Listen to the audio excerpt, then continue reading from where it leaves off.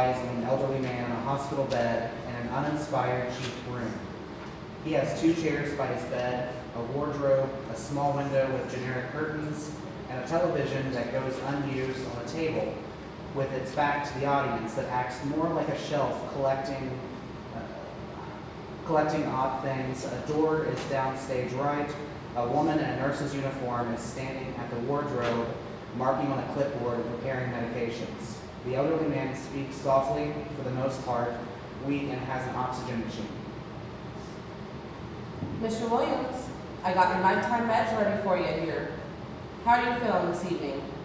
You ready for them? I suppose so. Not that they're doing any good. Still old. Still dying, I suppose. Now, we both know you ain't dying. Not yet. Too mean anyway. I am. I just gotta make sure my meanness takes you out before my body takes me out. And you can't lie to me, man.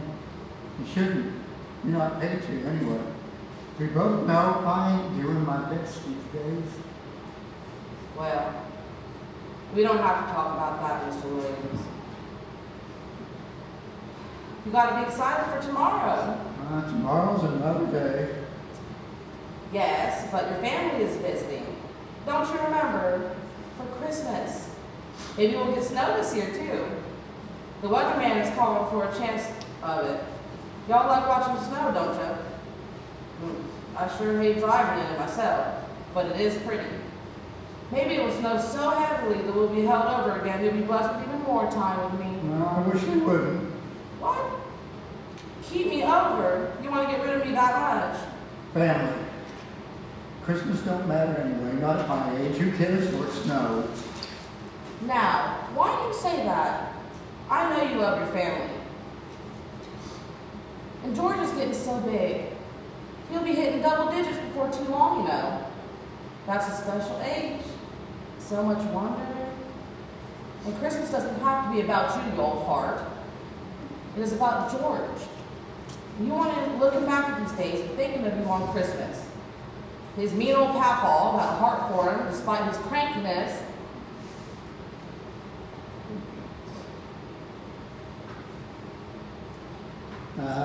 He just isn't like kids I know.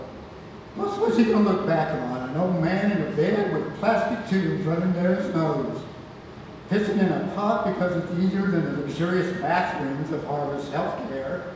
Huh? Bob. You don't know any kids, you ask. He is perfectly normal for his age. Yeah, that's the problem. He's like other kids today. I don't know those kids. He spends his time in his face and his computer phone, and it's ridiculous. And when I was a kid, we didn't have those things. We went outside, we played, we used our imaginations. My imagination had imagination. He is told what to think, and with that internet, what to ask his parents to buy, which is something else in the phone or a computer or a television or a microchip in the sky. Nothing's tangible. Nothing is real anymore. They don't even buy their music in person anymore. I saw it on the program. You know that? I'm sure you do. You're not the one in this bed. It's all on the wires, though. You can't even love wires. It just isn't real. Nothing is real. I don't even feel real no more. I promise you, you're real. A real grouch. But hey, I love you anyway. And, yeah, it is definitely a different time, Mr. Williams. But you know you're excited to see your great-grandson and your grandson. And they'll be excited to see you too. All right, well, I have my rounds finished. My shift is almost over. But I do come in for the first shift tomorrow for MedPass, so I'll probably be seeing David and George myself. Would you like me to open the curtains before I leave, Mr. Williams? Remember, it may snow.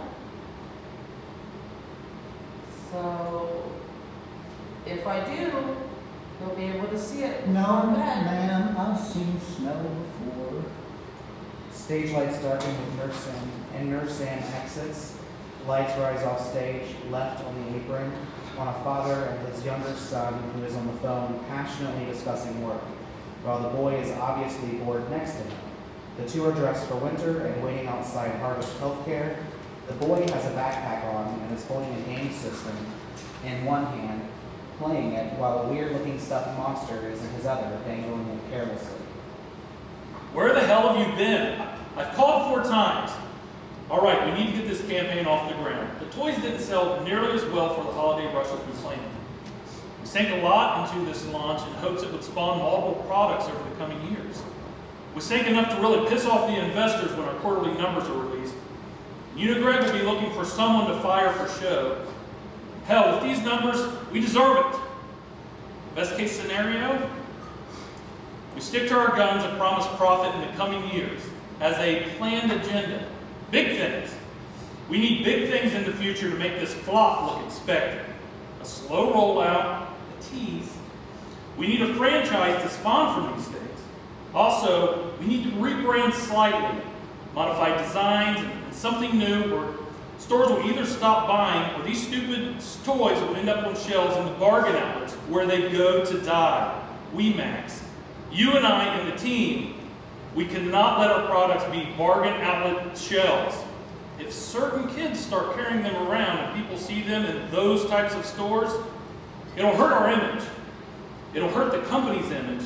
And then you and I will be bagging these crappy things at the bargain outlets that bury us, explaining to that lady, no, that she cannot use her expired coupon. Nope. That isn't big enough, Max. We need to launch Gen 2. We need a show, a movie. Can we get Netflix? Kids don't care how cute or cool something is unless we tell them to. Look at the stupid weird old doll phenomenon. George, at his father's side, looks down at his stuffed animal as his father says this, and then drops his arm again to play his game in another hand. They are ugly little monsters, but the game makes kids care about them. They don't have a choice. The game is on their screens, so they want one in real life. Burger places are selling cheap Chinese-made toys with their meals, and now I hear they're working on a deal to do a web series. We need to get moving. We need content.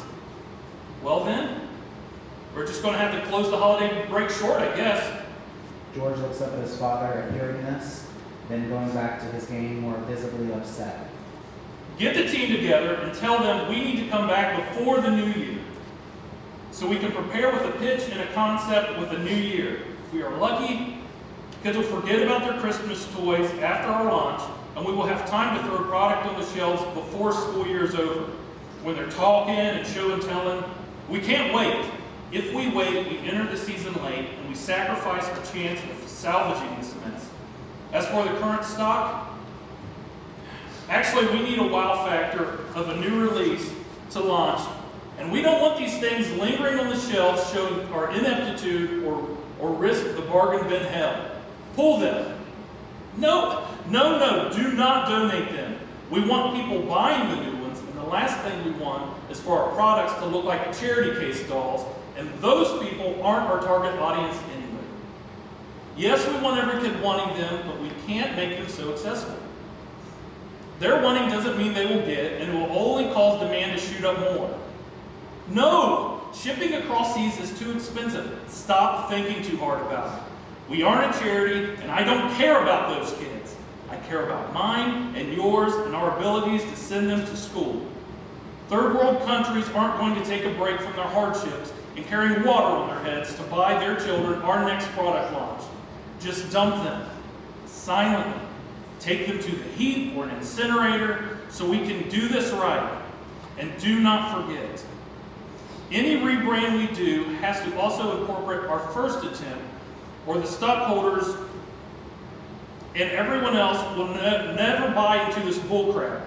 Save designs, and we can re-release years from now and make it look like our first attempt went so well that we ran out, and now is their only chance to get their hands on the original product. Dad, are we? Yes, son, I know. Don't interrupt me. Please. We're headed in. Shoes untied. Dave absentmindedly waves his hand at George's feet. Tie your shoes, George. George looks down at his shoes and sits on the ground to tie them. Max, I gotta go. We need to visit grandfather, but I'll head out as soon as I can. I can still check email if anything pops up while I'm here. Rachel has George this evening for her Christmas with him, so I will call you and we can get to work on it then, or before. Once I leave here, but George does come back early in the morning. Well, was. I don't know. I doubt she'll keep him longer, so I'll have to call a sitter. Great. Okay, I gotta go. Yes, do that, and I will see you then. Get Stacy, too. Dave hangs up the call but doesn't put the phone away. He is now checking email before noticing George on the ground. Son, why are you on the ground? You're going to get filthy. Dave lifts George up by his arm and dusts him off. I was tying my shoes. Dave picks up his ugly doll, grimaces at it, and hands it to George. Yeah, good job, George. Now remember to be polite and don't get Grandpa too excited. He isn't in his prime. He can't take a lot of excitement. And I really don't feel like getting hooked into many of those stories we've already heard. See how far you can get in your game. Blackout. Scene 2, What You're Made Of. Lights rise on stage in Wayne's Harvest Healthcare room. Wayne sits in his bed, flipping through a book, when Dave and George walks in. Morning, Grandpa. Dave drops his winter pea coat on a chair and sets in the next to scroll through email, leaving George standing. George doesn't notice and goes over to his grandfather's bedside. Hey, Grandpa, what you reading? Just rereading some Vonnegut. Oh, George doesn't understand but says nothing more. Wayne feels bad and sets his book face down in his lap. Well, it's grown-up stuff anyway. You need water after reading this. What are you watching? Wayne motions to George's gaming device and George laughs now. it isn't a show, Grandpa. It's a weirdo monsters attack. It is a game. The main character is a little monster named Luca, like this guy. George holds up the ugly doll he has been holding the whole show. He's a weirdo, a type of monster, but he teams up with other weirdos to save them. Okay, George. Grandpa really doesn't care about the ugly doll. How are the nurses treating you, Pat? Is the pressure in your chest going down any? I know the breathing was... Dave's phone vibrates to signal a call. Hold on. This is Max. I better get this. Sorry. Dave starts to walk out the door and then stops. Oh, here, Georgie. Take some quarters for the machine. Hands George some change. If you need a snack, it's just down the hall. Grab a 0 or a 100 grand bar or something. I'll be right back. Dave walks out of the room quickly, answering Max's phone call. Wayne looks at the exit, visibly upset with his grandson. Now, poo on him. George laughs. I do care about your little... Weirdo monster. Yes, that monster. Luca, right? Well, what's he do? There are all types of monsters in the world, but the good ones are on a team. They're called the weirdos. They fight the bad ones and stand up for what is right. They even have a web series, a comic, and more. A comic? See, now that is something I actually understand. So, this little fella here is your friend, then? Wayne motions to the doll. Yes, he's my favorite. He has all sorts of adventures. Adventures, eh? That reminds me of my old friend. I think you would have liked him. Was he a monster? No, he wasn't a monster. Even better, he was the Velveteen rabbit. My mother got him for me at Christmas one year, and I was probably just a little bit younger than you are now. He was in my stocking right next to a mechanical engine and chocolate-covered walnuts. It was a good Christmas. But out of all, I remember the Velveteen rabbit best. Nurse Ann, who was in the middle of walking through the door, stops herself quickly and backs out, now looking at Wayne and George closely. The Velveteen rabbit seems so cool. Velveteen, George, Velveteen. He was. He got me through a lot. Did he have a show too? I bet the game would be fun. Was it on something old? No. Like this Sega? No, George. The Velveteen Rabbit didn't need a show or a video game. Oh. Well, what did he do then? What did he do? What did he do? He and I went on all sorts of adventures together. We worked alongside Native Americans.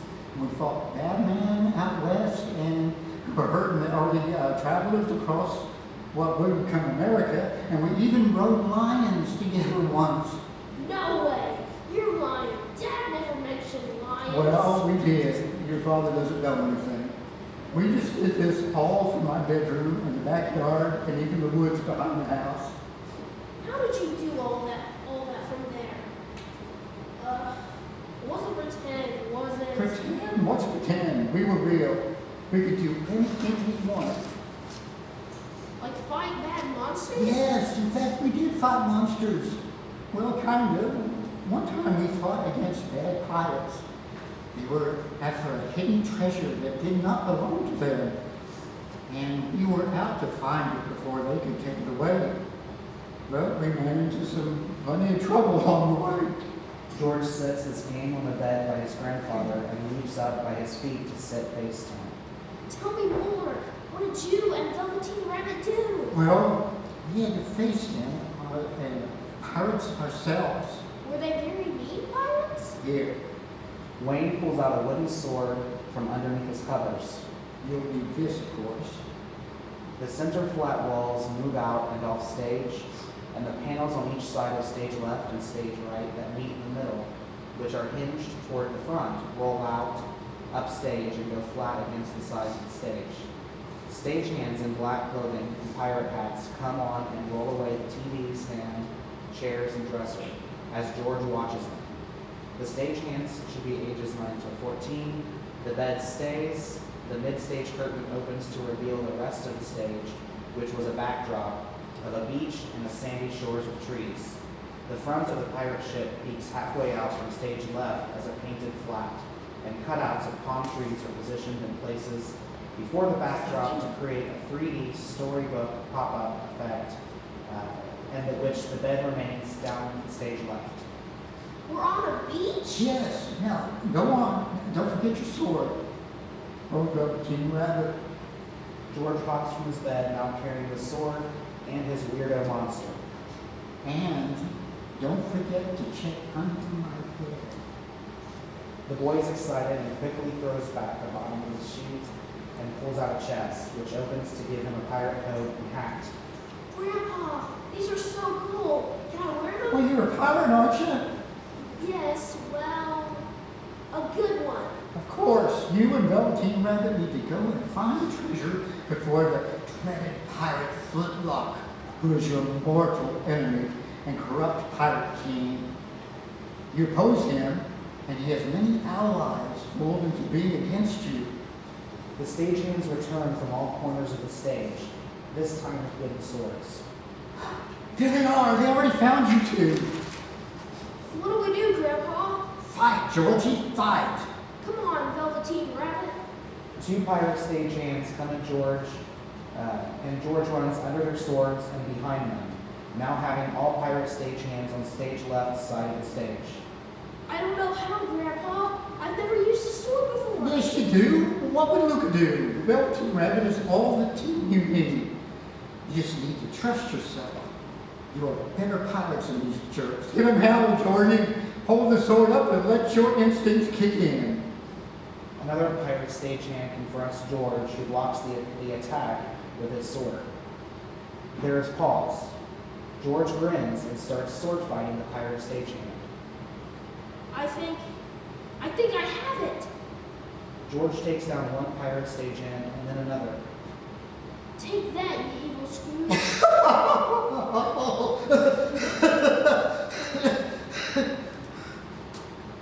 You have them all on the ropes, George. Ha! Take that. You can't have this treasure. The pirate king has to get it himself if he wants it. Another pirate stagehand meets his maker, but now 2 face him from stage left and stage right, while he is center stage. Grandpa, what do I do? You got this, Georgie. You aren't alone until you both have got lots of smarts. George looks down at the weirdo doll and nods his head in confirmation. The two pirate stagehands both charge George, who drops to the stage, letting them both stab each other. They freeze, dead, but not yet fallen, and George sits there with his hands on his head before peeking one eye open and then scooting out from underneath them. The two pirate stagehands collapse. That's it, boy. We did it, Grandpa. We won. Me and Velveteen Rabbit won. George says this as he runs to his grandfather's bed. Pirate King enters stage right quickly. He is Dave, dressed as the Pirate King, wearing a black wig that is long and curly, underneath a pirate hat and pirate garb. His sword is pointed outward towards the rest of stage left. Not so fast, Velveteen Rabbit. Oh, no. Dad? No, boy. That isn't your father. It is the pirate Flintlock, corrupt king of the pirates. But we're pirates, Grandpa. Yes, we're good pirates. You don't take treasures from those who need them. Flintlock is after the treasure of the native people. A while back, he stole their relics, but can't find where he buried them. Now you and Velveteen Rabbit have intentions of finding the treasure and returning the golden idols to the people they belong to. Flintlock wants to melt it all down and sell it to the trading companies. But that is mean. George grabs his weirdo doll in both hands along with his sword and brings it up to his face to talk to it. Velveteen Rabbit, we must stop Pirate King Flintlock. But, Grandpa, we are real pirates, and I think Flintlock means business. Real? Being real isn't how you're made. You are as real as you both allow each other to be. You can do this, Georgie. Okay, Velveteen Rabbit, I believe in you. Do you believe in me? We may not be pirates, but we can stop this one. You're as real as I say you are. Pirate King slashes his sword down harder than the previous pirate stagehands and knocks Georgie off balance in his attempt to dodge. He drops his weirdo doll after his dive away. As suspected, this is why I'm the king and you're just the boy. Pirate King throws his sword down again, this time at the weirdo doll. I don't think so. George dives again, this time to block and defend the weirdo doll. You can't stop me. The treasure is already mine and I'm only here to take it back. Pirate King slashes his sword down onto George's over and over. Remember, Georgie, being real doesn't happen at once. It just happens bit by bit. King continues to slash down, but George starts to stand while blocking and grabs his weirdo doll before fully rising. I am not a boy. I'm a pirate, and I am not alone. I am my Velveteen Rabbit. I am Grandpa Wayne. Wayne has a quick mix of reactions from sadness and happiness, but shows a large smile. You know what to do. You should just give up. You're going to achieve nothing. You're only going to look like a fool and become filthy after defeat. George and Pirate King square off, battling all over the stage, but George gets the better hand of him more and more until the Pirate King falls backwards, sword away from him and looking up to George. Okay, I give. You win. Now you apologize to my Velveteen Rabbit. What? George thrusts his wooden sword towards him. You heard me. Okay, fine.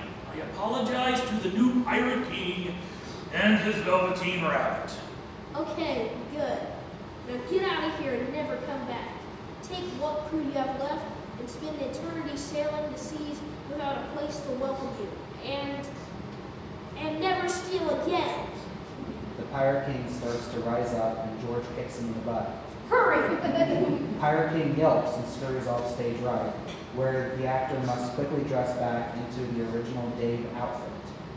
The pirate stagehands, who have been on stage defeated the whole time, now start to bring the original Harvest healthcare set back in, and the mid-stage curtain closes. The boy watches as everything closes in. One final stagehand pirate comes back and grabs his hat, coat, sword, and leaves. What happens next, Grandpa? George once again jumps on the foot of his grandfather's bed. Did he ever return? Do we win forever? I want to return the treasure to its people. You did, and he never. The seven seas were at peace, and the evil pirate king never came back. We're pirates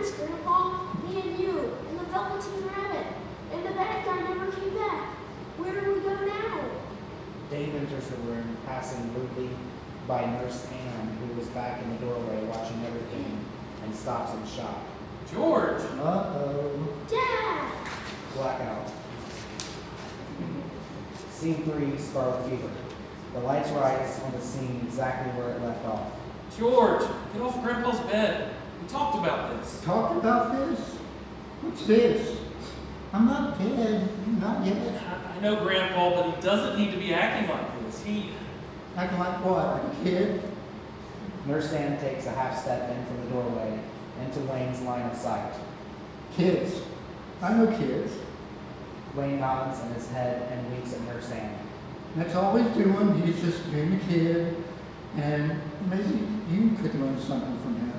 George, sit down in the chair and let Grandpa have his space, buddy. George listens and moves over into the open chair, only holding his weirdo doll. Have you forgotten that I raised your father?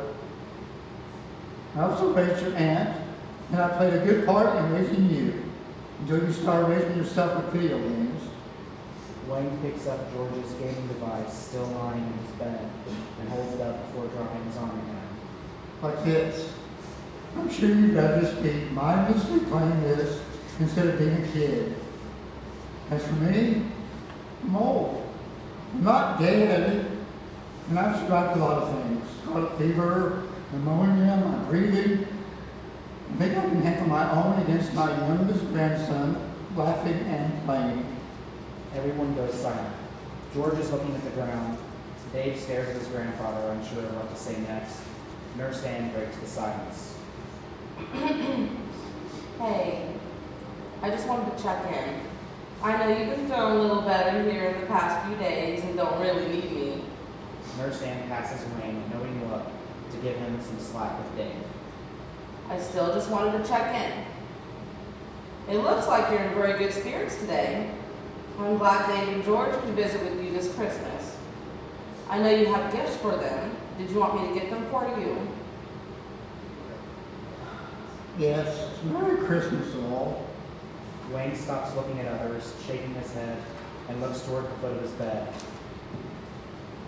Nurse Ann goes to his dresser and pulls out 2 packages. She hands one to George and one to Dave. Merry Christmas, Williams family.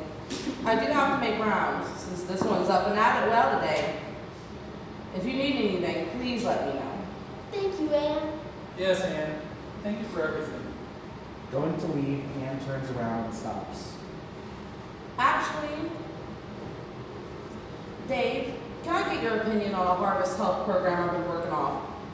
I've been trying to lift it off the ground. I can really use your expertise on this issue. I think it is up your alley. I fear it's a little, over my head. Oh, well, of course. Ann, I'll be right there. Just within the next minute or so. It may be hard for you to track me down once I start hopping from room to room, though. I appreciate you, Mr. Williams. Nurse Ann exits. Dave playing with the package in his hands. I better get with her real quick, Grandpa. You're fine with George? George perks up. I suppose I could keep an eye on the Skyway. Dave sets his gift on the chair holding his Pico, takes George's gift and sets it next to his, and bends over to kiss George's head, then leans to talk to him face to face. Son, be good. I know you will be, but just enjoy your time with Grandpa, okay? Of course, Dad. We'll keep an eye on him. We? George holds up his doll. Me and Velveteen. Oh, of course, that thing. I'll never escape it. Well, I'll be right back. Can anyone from the hallway if you or Grandpa need anything? Oh, George, it's Velveteen and I, not me and Velveteen. Aye, Captain Flintlock. Wayne salutes Dave. George laughs, and Dave looks at them both in confusion, but rolls his eyes and exits. George runs back over to Wayne's bed. Okay, so Grandpa, what happens next? Did Flintlock ever come back? Oh, you've already said it, Georgie. He left and never returned. Now, you and Velveteen Rabbit turned him and his goons away for good. He only has to seize now. I'm not even sure his crew stuck with him after that embarrassing defeat. Yeah, you. too, Grandpa. What's that? You were there with us. You were Velveteen's first partner, after all. Wayne smiles. Lights rise on the stage right apron near Harvest Healthcare's doorway into Wayne's room. Nurse Ann is there and Dave enters. Meanwhile, George and Wayne continue talking, George with animation silently. You wanted to see me, Ann? How can I help? Well, it doesn't mean you can help. I want you to see something, Miss Williams. What's this, Ann? Your grandfather's son. Yeah, about that, Ann. I'm sorry. He just gets excited easily. I think it's all of these games. He has a big imagination, I guess. Yes, he does, Mr. Williams. But I think you misunderstand. And maybe your grandfather knows a thing or two. Just watch. Well, we had all sorts of adventures. We had poachers in the Sahara and even played in Atlantis once or twice. But what about now? Where is the Velveteen Rabbit?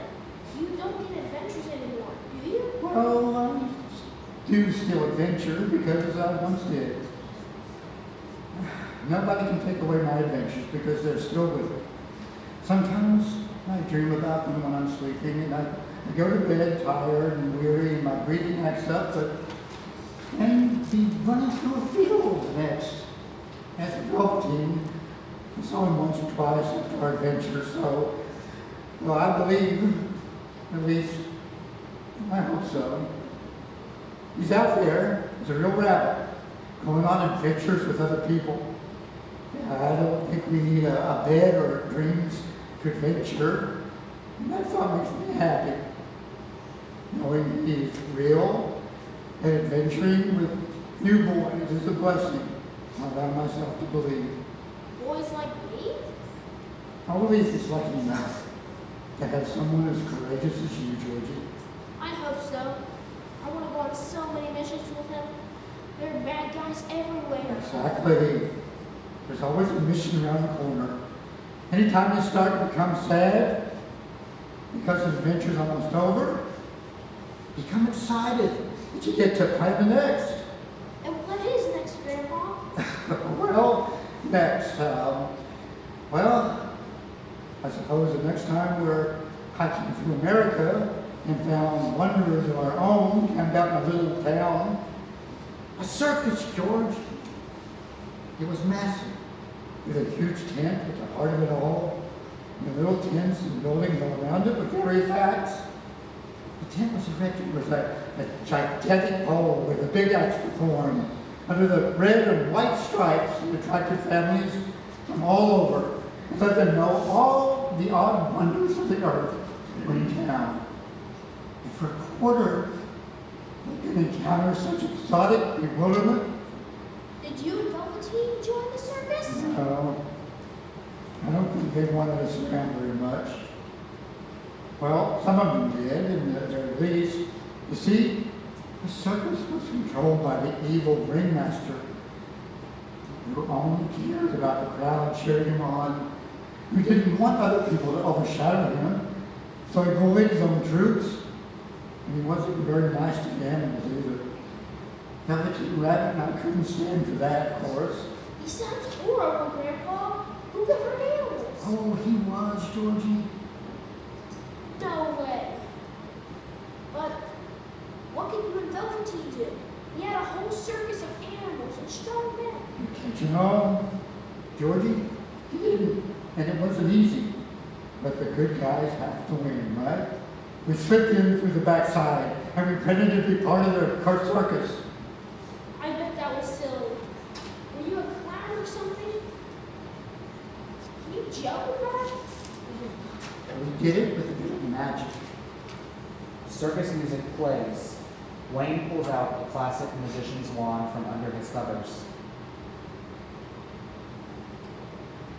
Here, George, take this. George smiles his biggest grin yet, grabbing the wand from his grandfather. The two watch each other in anticipation of the adventure, and the stage lights black out, only leaving the lights on Dave and Nurse Ann on the stage right apron while the circus music plays. The two look at each other. Blackout into Act 1. You guys want some audio quick? Lights rise on the circus imagination scene. The hospital bed remains where Wayne sits. George wears a cape and a top hat while holding his magician's wand. The backdrop is a red and white circus tent. The foreground has classic painted theater flats cut to shape, creating a pop-up book effect. One is a cage on wheels. One is a bearded woman sign with an arrow. Another is a strongman sign with an arrow. The last is a high striker. The round pedestal is center stage, striped in red and white for the ringmaster.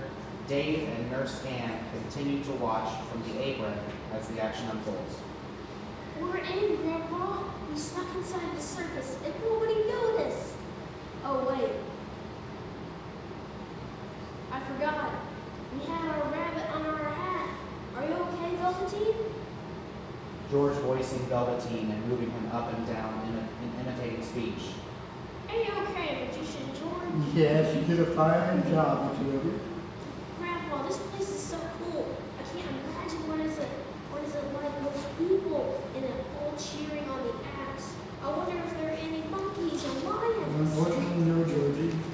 There are so many various characters at play here, and many of them happen to be animals. And is that a bad thing, Grandpa? Yes, because you don't need to remember the horrible ringmaster. Circus music starts again, and stagehands start walking on and off stage in various directions, all talking as if a show is about to begin. Apron lights lower on Dave and Nurse Ann. Both exit, and Dave changes into ringmaster costume. Move it, get to work. I can't find my beard comb. I can't go on like this. Has anyone seen the elephant? She was tied up for a water break, but she isn't here now. You better find her. Go on in 14 minutes and you know he will be angry if you mess up the entrance again. How does somebody misplace an elephant? Better yet, how does someone lose an elephant again? Beats me. This will be it for him if he doesn't find her in time, though. Seriously, you guys, I need my comb. 13 minutes, freaks. Get props and get into place.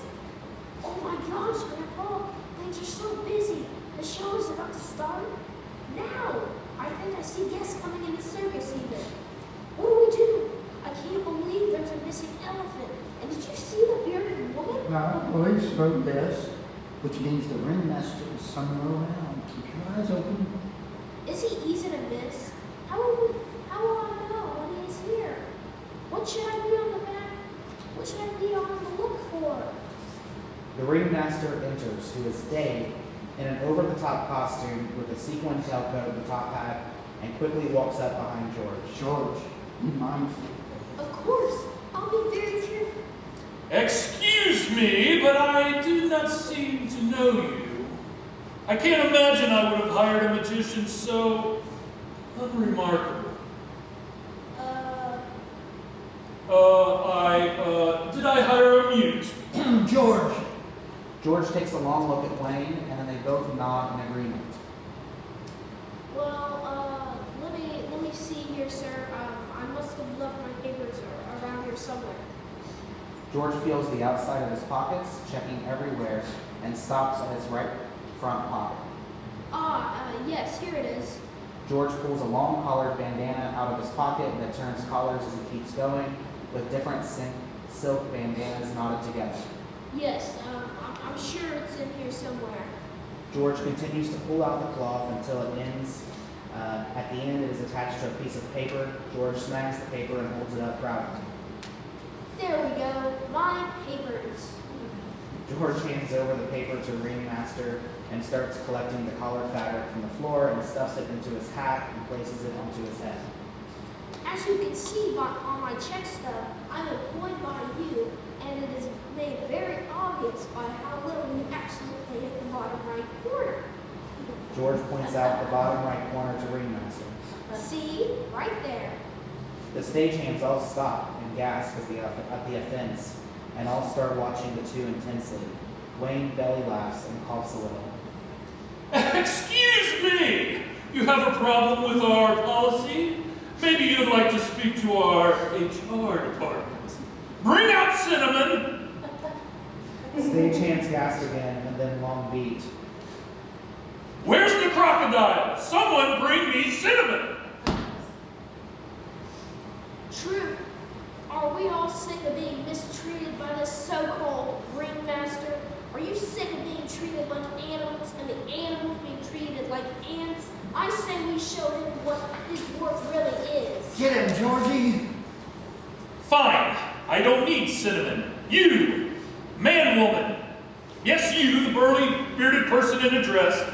Get this buffoon out of my sight. Why are you just standing there? I sign your checks. Sometimes. Stagehand 2 walks up behind George. Stagehand 2 should be the tallest of the stagehands and be wearing a fake beard. She stands there looking seriously down at George. Hello there, ma'am. I think you look beautiful even without your comb. Oh, here. George flicks his magic wand and flowers shoot out from the tip. He hands them to Stagehand 2. Stagehand 2 looks at the flowers for a moment, takes them, smelling them, and then smiles. No, I think we are done with you, Ringmaster. Thank you, Magician. What? You're kidding me. You freaks are nothing without me. You've all decided then? Really? You think this plain little magician can bring you the star power that I, the great Ringmaster of Ringmaster Circus, can provide? What does the E stand for, evil? The stagehands all gather behind George in support. Ha! That, or quite possibly ear-splitting, I can't take much more myself. Fine then. Unties the whip at his waist maniacally. I'll do what ringmasters do best and get you all into line. Ringmaster cracks the whip, and Stagehand 2 puts her arm in front of George and guides him behind her. The voices of Stagehand 3 comes from on stage.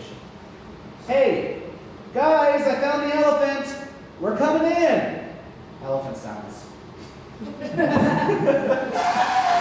Whoa, what's going on here? Are we riding? About damn time! Elephant and crashing sounds play as the stagehands all scatter, knocking into Ringmaster, who drops the whip. George grabs the whip and stands on the raised Ringmaster platform. All of the stagehands are watching him. You want to be me? Fine. Be me. Use the whip and see what it takes to be a ringmaster. No. I don't think I want to be you. George flicks his wand, and Ringmaster's pants drop, and he gasps in shock. I don't think you even want to be you right now. My pants! George tosses the whip upstage, away from everyone. He takes off his hat and pulls out the colorful bandanas from inside. Here you go, guys. He tosses the colorful fabric to Stagehand 2. Get rid of him and make a better circus. Stagehands wrap him up, and 2 guide him off stage. Wait a minute. George goes over, takes off the Ringmaster's bedazzled hat, and hands it to the bearded woman. I think this looks better on you, ma'am. Stagehands cheer. You did it, George. After the Ringmaster is removed from the stage, all stagehands return to remove the set pieces and switch out the backdrop to a jungle. Many trees are brought out that are classic cut flats that are painted as exotic trees. Thick green vines are dropped from the fly. Dave is again dressed normally, and lights rise to show him watching. I knew you had the magic. That ringmaster stood no chance against you. Oh, I know. I had lots of help, though. Velveteen Rabbit believed in me. And we both had you. Plus, we had the bearded woman and the elephant. I hope Cinnamon is found. Oh, she's in the cotton candy booth. Cotton candy. Yes, but Cinnamon is a story for another time. A crocodile taken from the Everglades who was friends with a released Burmese python before being forced into joining the circus and thus developing a rather serious sugar addiction and gaining 40 pounds. Could you imagine a crocodile with a toothache very long? That would be silly. Is that where we are now, Grandpa? Looking around at the new scene taking place. The Everglades? No, I believe this is South America. We left the country? Yes, Georgie, my plane actually, and Velveteen Rabbit is your co-pilot. Wait, am I the one who flew us here? Of course, you do all sorts of things. You just did magic. Why not fly a plane too? It's just like real life. You're young, you have opportunity. If you work for it, you can have anything, Georgie. A stagehand brings an explorer's hat to George, along with pirate goggles and a big map. George puts these things on. We can fly anywhere. Yes, but you're in South America now, exploring the jungles in search of a lost wonder. Like a treasure? What treasure hunters? Oh, George, you may be a pilot explorer, but you're not going to take anything that belongs to another person. That is what Flintlock does. Of course, you're not a pirate this time either, though. You're an explorer. You find wonders and write about them and tell historians and museums all about the adventures you go on. So there isn't a treasure? Oh, there's a treasure. It's actually the biggest one Velveteen and I ever explored. Gold! Well, not quite, but sort of. Quarters and nickels. Quarters?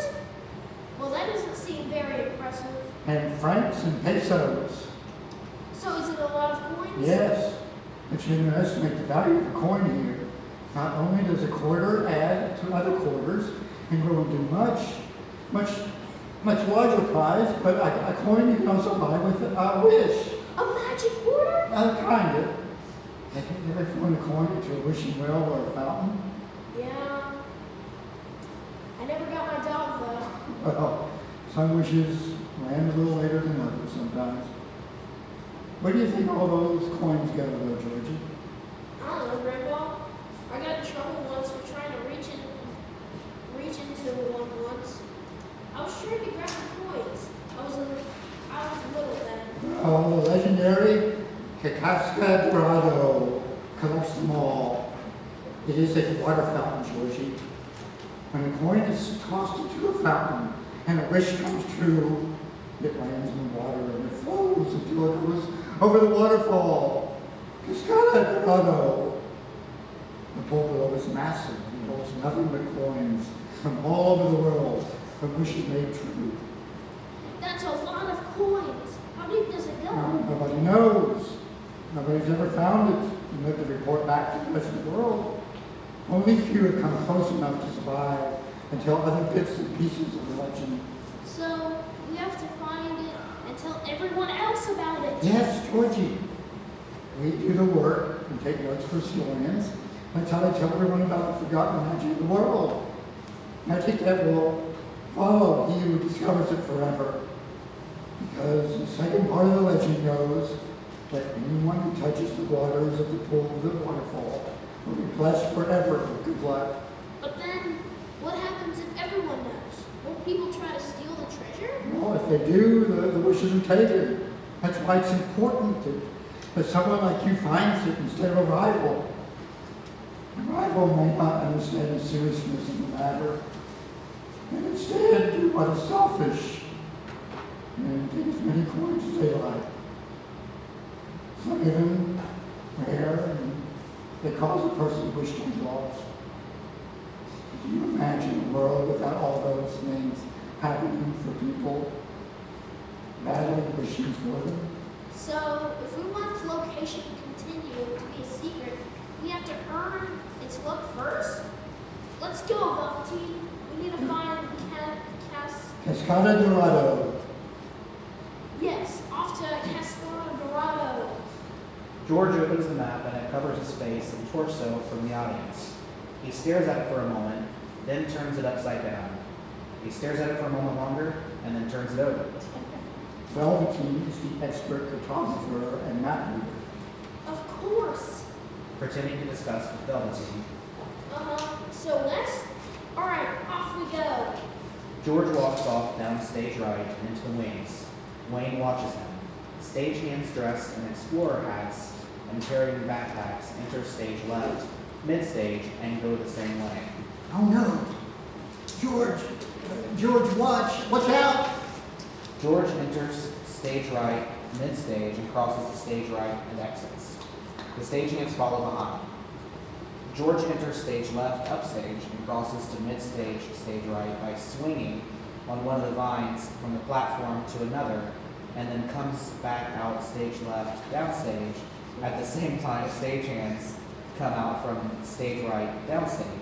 In front of Wayne, everyone comes to a full stop. George, be careful. They eat your rival's goons. I'm not afraid of a goon. Velveteen and I have fought against pirates and an evil ringmaster. Fought? How uncivilized. No, we will not be fighting today. We will simply be winning and taking the prize for ourselves. Museums from all over will pay top dollar if we come with the story of Cascada Dorado and coins to showcase. We will be known for discovering the greatest treasure on earth. Except it isn't a treasure for taking, and you couldn't find your way out of that ugly hat of yours. Oh no, you don't like my hat? Well, too bad. It is going to be filled with coins before too long, and we have you to thank for that, because you led us right to it. To top it all off, once I reach the magical waters first, I will be the best explorer henceforth. We would also, if you're an explorer, shouldn't you be exploring on your own and not following me and Velveteen? But we already have. The waterfall is just beyond us. You got us as far as the jungle idol. Once we solve the riddle, we will be granted access to the banks of Cascada Dorado. Jungle Idol? No, Georgie, the jungle idol L.E. as in, I've been in this bed all afternoon. Enter me this, and you shall be granted access to the famed waters of Cascada Dorado. Wayne pulls out a golden idol from his blankets and holds up a half staff. Grandpa, you can get us there. Let us in. No, Georgie, I'm not Grandpa right now. I am the idol.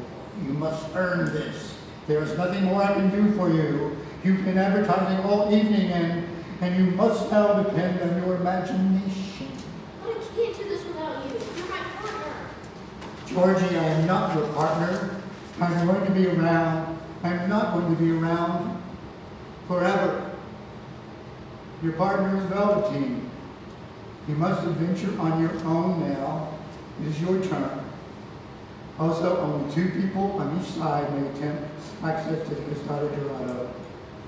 So you will all also have to send your goons away. Right? I, unlike my dim-witted opponent, know the rules of the legend. Goons, go back to the camp and prepare for departure. Throw away anything we don't need. We will be bringing a lot back with us. Aww. Except you. You are the least useful of the bunch, and will be my partner. He grabs stagehand number 4. Stagehands, all off stage, remove costuming outside of all black clothing and wait. Okay. Yeah, fine. My partner has a legendary experience, and we have both learned from you.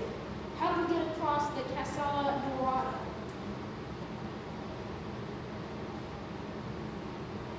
Well, first we must discover the waters. Wayne motions his golden idol staff in a circle. A gong sounds, and many layers of blue and white tulle fabric fall from the center of the backdrop, floating down and onto the stage. The stagehands now enter and crouch down on stage and move the tulle in a constant flowing motion. Water effects sound. Cascada Dorado! It's beautiful. I cannot believe I have discovered it all on my own. George glares at Rival. Really? All right, so you both know the legend. He who finds it and touches its waters are granted luck for all days. He also becomes the first person to discover the mythical place in hundreds of years. Rival, sorry. It'll be me. No, it'll be me. They both stomp their feet at the same time. All right, well then, let's see who wins. If Georgie gets it right, his good luck will mean the secret of the waters are kept forever. If Rival wins, and he can do as he pleases and continue to grow upon his professional success. Well then, the legend missing from popular lore is that the water will actually burn the touch of the man, and that's what makes the appropriate sacrifice to the waters of Posada Dorado. He who figures out what will be sacrificed first will be the true discoverer. That is easy. I will sacrifice my goon. Rival grabs Stagehand by the shirt and starts to pull him to the water. Stagehand waves his arms around to get away. Wait, no, that's not it. It'll hurt him. Coming to a stop, they both look at George. What do you know? I don't know anything, but I know I like the way he thinks. I may be a kid, but I may have a lot to learn. The Velveteen and I have learned a lot already. We know you can't take what is yours, and we know you can't hurt other people to make yourself better. He stares at Wayne, thinking. Well, spit it out. This is it, Georgie. You'll either be left with 0 or 100 grand. Wayne winks at George and pats where his pocket would be. That's it. I know the answer. You what? George digs into his pocket and pulls out the quarters Dave gave him earlier. I have to wish for it. But I don't carry around quarters. They aren't worth much by themselves. That is why I want all of those coins. I wonder if it takes Amex. Could I throw my credit card? This is my life's mission. I must discover Cascada Dorado. Fine, I have another quarter. We'll share it with you if you promise to keep it secret with me. I will tell everyone else that my greatest rival helped Velveteen and I discover it. You do that? Of course, nobody has a right to keep anyone's wish from coming true, even yours, which is what you would have been doing by stealing all of these coins. I never really saw it that way. Well then, I agree, sir. Rival lets go of Goon and pushes him away. Ah, you can go. I don't need goons anymore. I travel with my partners now.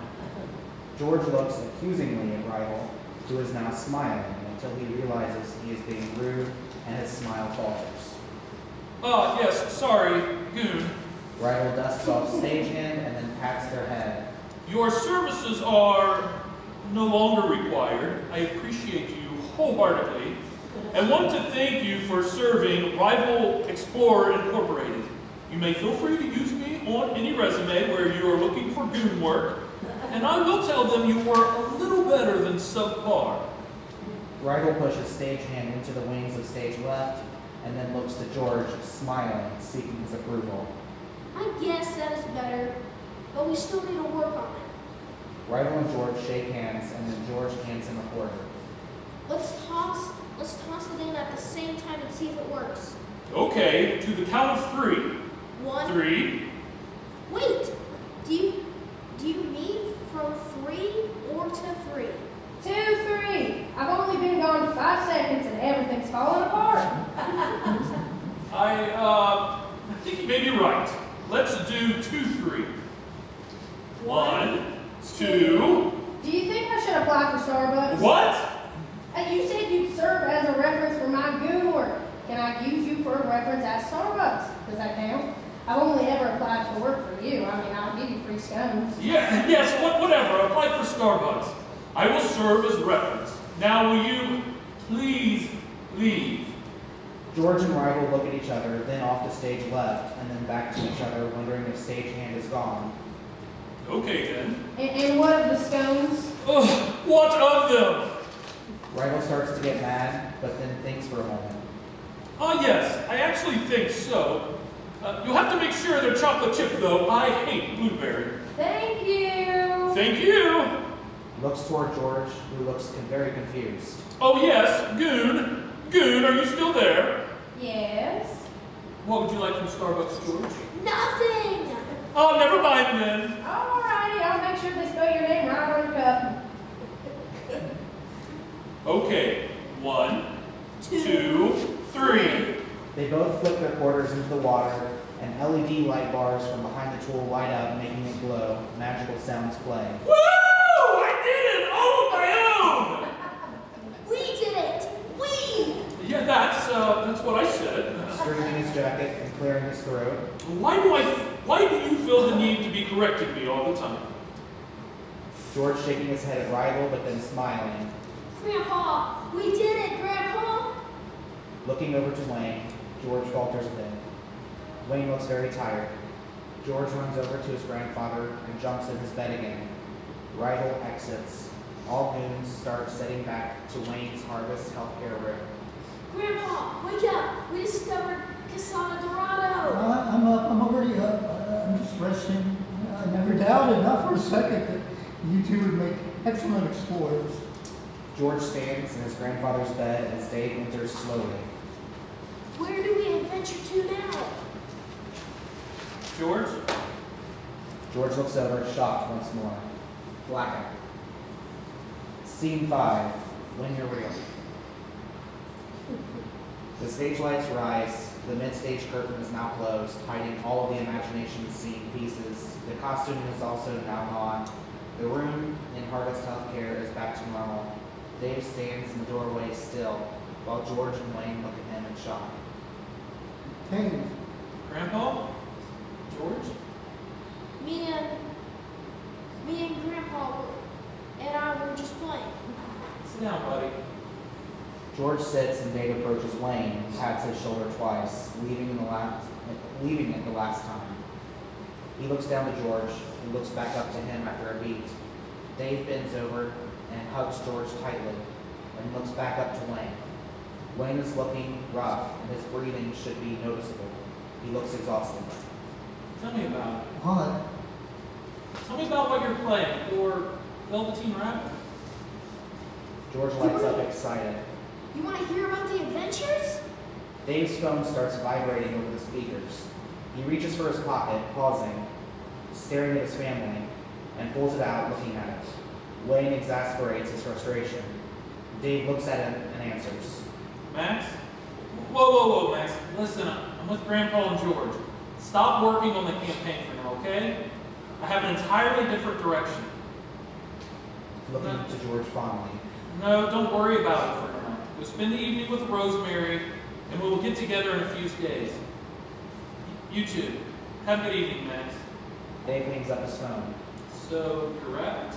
Won't your company blow up in flames if you don't answer your phone?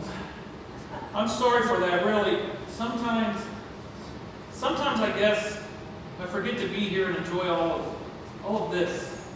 Because of how serious things are in the real world, I guess. In the real world, I didn't mean... but you did. Also, you show just how little you know about the real world. You think it's the newest and the latest and the most expensive toy or gadget. Even worse, you think you can win Georgie over with getting him those things. You know what? I don't think you, more than anyone here, has the... Nurse Ann enters the room. Lindsay! So, I overheard a lot about what Mr. Wayne and Mr. George was going on about earlier, and the Velveteen Rabbit sounded so very familiar. I loved to hear what all he did with Wayne when he was a young boy. I kept wondering why the name was so familiar. So, I left Dave to his own devices earlier, and I called my sister, who cleaned out our aunt's home when she passed a few years back, and asked her about it. And, well, here. Nurse Ann brings her arms out from behind her and shows a velveteen rabbit worn with age and wearing a red bow. I know that you may not be the very same rabbit that was so special to Mr. Wayne all those years ago, but he... Wayne lets out a little cry. Oh, Velveteen Rabbit, and however did you, it's been so long. He just looks like... Nurse Ann hands it over to George, who walks it over to Wayne so they can both see it. His whiskers are all worn out, Grandpa. Oh, Georgie, his whiskers were worn out a long time ago. But he looks just is mine. He has made more real with love is all. I think he would be better suited with you, Mr. Williams. Don't you think? And so generous of you. We can buy him from you if you'd like. I'd never. Plus, he's only worth what Wayne says he is. At this point, I'd say it is Mr. Williams who gives him value. So, Grandpa, tell me again about how the Velveteen Rabbit took down the evil Captain Flintlock. He used his sword and hit him like this. George uses the Velveteen Rabbit to mimic sword fighting. And this and that until he cornered him and said, "Leave and never return. The treasure isn't yours for the taking." Yes, George, that's about right. But you know the best part about having a Velveteen? No, Grandpa. What's that, Grandpa? All the adventures you take yourself with it. Now that you have one, you can go on all those adventures I never did. You can slide down pyramids and sail the seven seas and maybe explore space. You'll do all so many things in this world that I never dreamed of, and you should take every opportunity given to you and explore it all. I can? Wait. You mean I can have him? Yes, George. I think he's already yours, actually. But then you won't have anyone to adventure with. I've had many adventures today alone with you, and now it's your turn to take Velveteen Rabbit on some. Well then, take my weirdo doll. George takes the doll from his chair that was previously lying and sits up against his grandpa in his bed. There. Now you can go on all sort of new adventures with Luca. Thank you, Georgie. I will take good care of him. His teeth and fangs may fall out, but his hair may come loose and his color may fade, but I promise to love him real, as you've done me. Georgie, maybe we should give Grandpa some space, okay, buddy? He's running out of energy for the day. I agree. Let's get Nursing this. grabs his winter coat and helps it on him. Let's get this on you like so you can be bundled up and stay warm. We don't want you catching a cold. Anne picks up the presents from the chair and holds them out to Dave. What about these? You didn't get a chance to open them. Dave and Nurse Anne both look over at Wayne, who is starting to drift off in between heavy breaths. I honestly think today was enough of a gift. We'll open these later, Ian. Thank you. Can we bring them back to show Grandpa what we like them next visit? Sure, buddy. Grandpa, thank you. We will have so many adventures with Velveteen.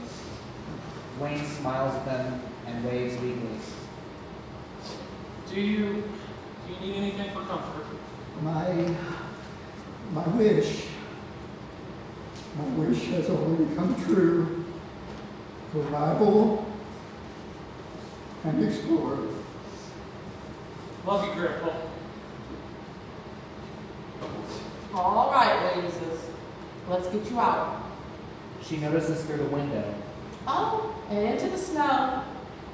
I wonder if Velveteen would ski Mount Everest. I bet he could, and I bet.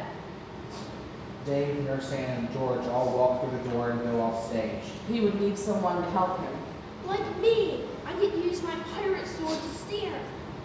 The lights dim on Wayne, who is breathing very heavily for about 10 seconds.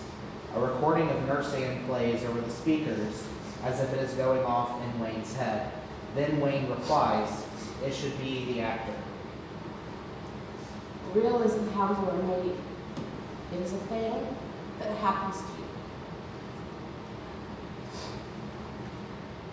When a child loves you for a long, long time, not just to play with, but really loves you, then you become real. Does it hurt? Sometimes, when you are real, you don't mind being hurt. Does it happen all at once? It doesn't happen all at once. It takes a long time. That's why it doesn't happen often. The people who break easily, or have sharp edges, or who have to be carefully kept. Generally, by the time you are real, most of your hair has been loved off, and your eyes drop out, and you'll get loose in the joints, and very shabby. But these things don't matter at all, because you are real, and you can't be ugly, except to the people who do not understand. Georgie, Over the speakers, circus music plays softly alongside the heavy breathing of Wayne, and you hear George sparring with Flintlock. You hear the bearded woman.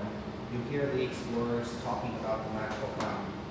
You hear Georgie setting the circus animals free. You hear the sounds of water, and George and Rigel becoming friends. George through the speakers, all other sounds go quiet. Let's go, Velveteen. Wayne's laborious breath lasts for 4 seconds longer and then stops and the stage freezes. Blackout.